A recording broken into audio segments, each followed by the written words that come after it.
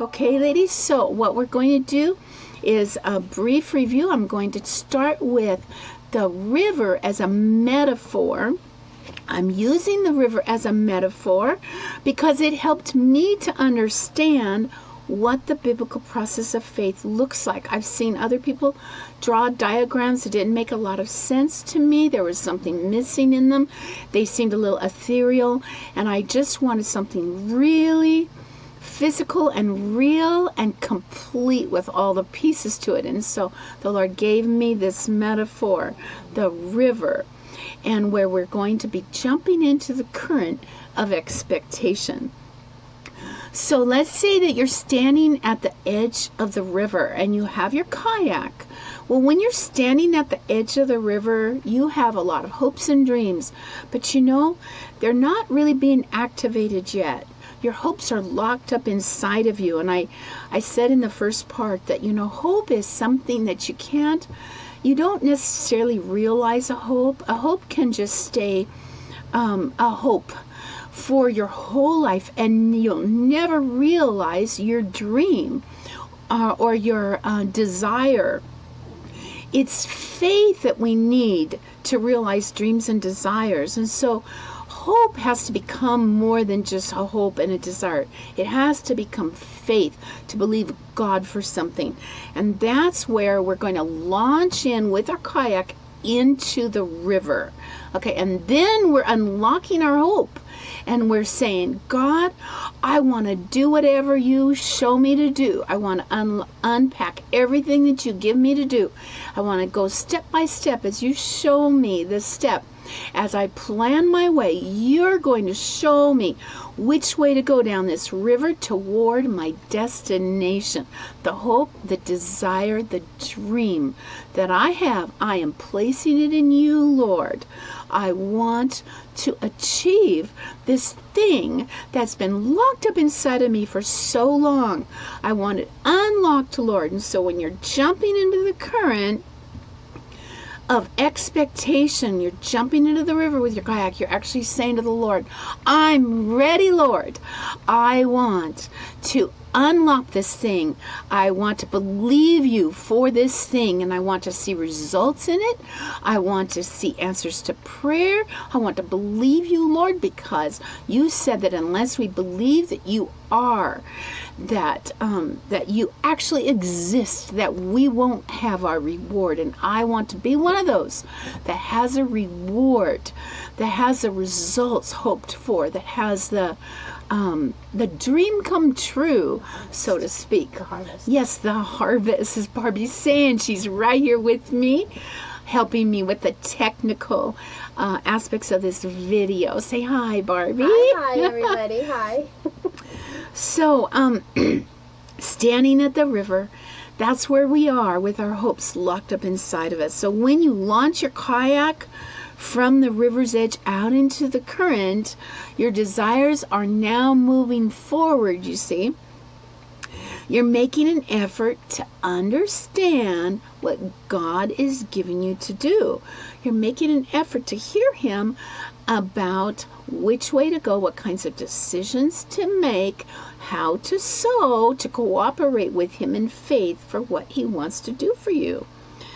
So I had shared last night about our trip to Spokane and how that dream had been kind of our dream. Okay, our family's dream it was and has been for many, many years to get property where we can all live together. You know, a permanent place for our family to live, and for our ministry to grow and prosper as well.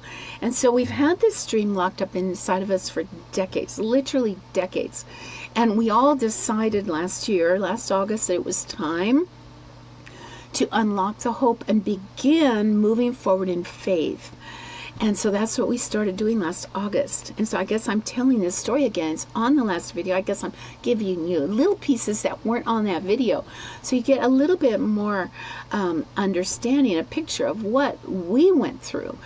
But last August, when we decided that it was time, it was a big deal to our family, you know. It was a real big deal because we don't have buying power. We don't have a means to be able to just go get a bunch of land with houses on it and, figure all that out. It's a big deal. We really do need God's help. We need supernatural abundance. We need supernatural help for all of that to come to pass. Well, in the process of deciding where we were going to be, we realized that we came to realize that Spokane was really our best option if we wanted to stay near home and still call it home to us. We needed to be in Spokane because it was a big enough city. We could do things. We could have jobs, I didn't know at the time that our community was going to follow us here, and that is what ended up happening. Our whole community is following us here, every single family, which is, praise the Lord, we have a church community, and He is wanting to grow it even larger, and other people from out of our area are moving from other states to be a part of our church community. And the Lord is showing me what it means to lead a group of people, not something that I had ever on my agenda to do, but He is wanting me to do that, and so I'm cooperating to the best of my ability. Well, in the meantime, so back to August, what ended up happening was we made multiple trips over to Spokane just to check it out. So we were literally putting our kayak in the river. And I made a trip over with my daughter Catherine. I made a trip over with my sister and my best dear friend here, Barbie. And I made a trip over with my husband, Jim. And so I made 3 trips over here in August alone. And you don't make a trip to Spokane and turn around and go back the same day. You're staying for multiple days while you're here, because it's a 6.5 hour trip one way, and in order to look at anything you need to spend a couple of days actually here. So it was a big deal to devote most of that month literally to just making trips.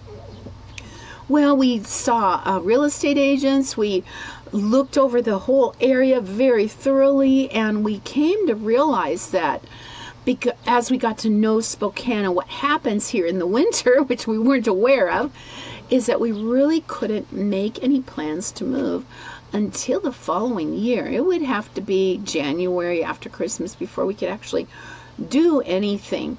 Well, we had some mints lined up. We had a wedding, we had multiple things going on. We had actually 2 mints from August until January, and a wedding. Lots of things scheduled. We couldn't actually take action on the idea of moving until after January. So we thought, okay, well, we'll resume in February, right? No.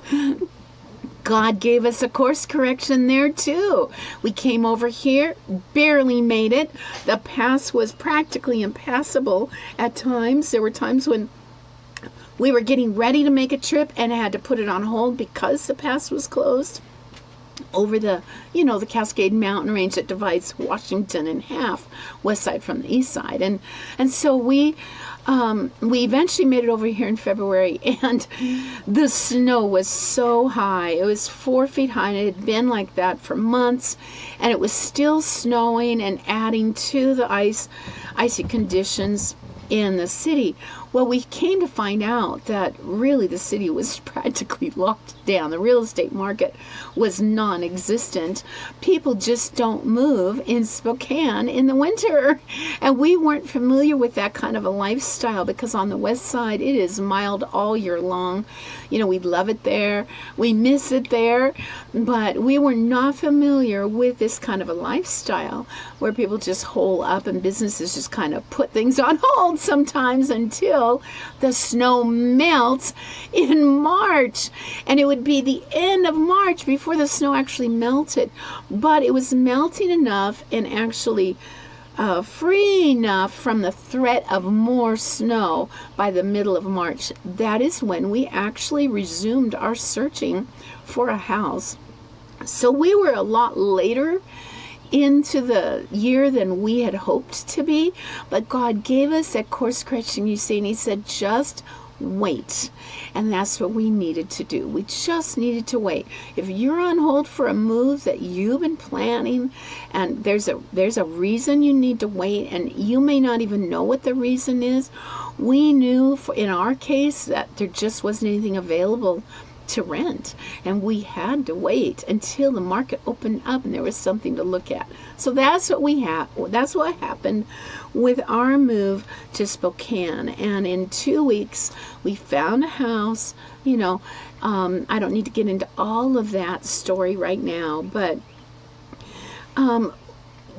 we were making an effort to unpack, you see, what God wanted us to do.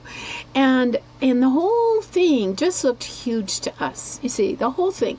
It was going to be a very costly move because in my family alone, we have 4 households. And moving 4 households when you don't have a lot of money, you're on a tight budget, is a major big deal. We literally needed $20,000. Can you imagine that? We needed that much money. And we began praying along with the Pollings. We need $20,000 just to move my family to Spokane. Oh my goodness. So that includes... We were sewing too. Oh yes. Well, we were sewing to that. The Pollings were sewing. I was sewing. And my kids were all sewing for their future needs, their jobs, all the things that needed to happen. When you're renting, you've got the deposit, you've got all this stuff, the trucks, we needed trucks for everyone.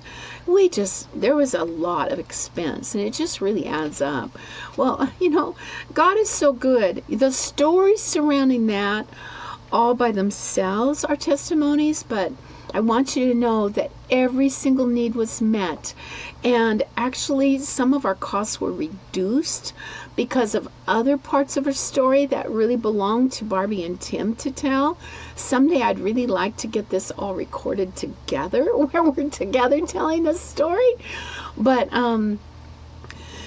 God came through for us in major ways, and He's still coming through for the rest of our community because of the 15-passenger van and the trailer, the cargo trailer that the Pollings purchased. That was a big, huge answer to prayer for them. And they gave it to the community for us to use as much as needed. And so we made multiple trips with that trailer and van for our own household. And we only had to rent one U-Haul truck one time for... let me see. You rented one, and so did Aaron. So and Aaron and Catherine rented one. Yes. So that was all. But see, typically we would have needed 2 truckloads, and Aaron and Catherine would have needed 2 truckloads. And then John and Irene only used the trailer, and the Pollings only used the trailer. They didn't have to rent a truck. It's the slow process. Yes, and the Marshalls used the trailer. A lot of other people are going to be using it. To get their families moved over here. It's just been a huge, huge blessing and answer to provision. It really cut down our costs. If we had had to use a U-Haul truck twice, it would cost us twice as much than what we had to end up paying for our trips over. So we made our trips. We had our moves stretched out a little bit doing it that way, but it was actually an easy way to do it. It was hard and easy at the same time. I don't know how to explain that. It's hard in that we had so many households to move, and so we overlapped each other, and so we were cleaning and sorting and packing and moving things in an overlapped kind of fashion. And so it was more work than usual if it was just moving your own household. And that's what made it hard. The easy part was that we actually did get to overlap it. We actually did get to make trips. So it didn't all have to come down to this awful deadline where we were so stressed in it.